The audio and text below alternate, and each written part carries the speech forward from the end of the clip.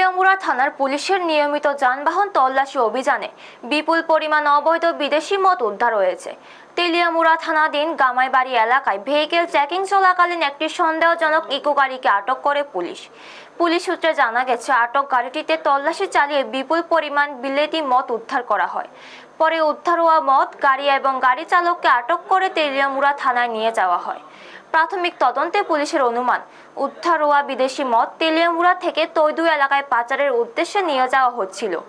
উদ্ধারকৃত মদের আনুমানিক বাজার মূল্য প্রায় 30 থেকে 40 হাজার টাকা বলে জানা গেছে। ঘটনার পর পুরো বিষয়টি নিয়ে তদন্ত শুরু করেছে তেলিয়ামুড়া থানার পুলিশ। ব্যুরো রিপোর্ট, নিউজ তৎকাল 24। স্যার, আজকে মূলত কি ধরলেন?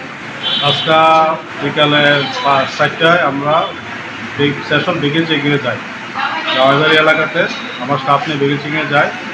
ওইখানে ভেহিকেল চেক করার সময় একটি গাড়ি আমরা আটক করি।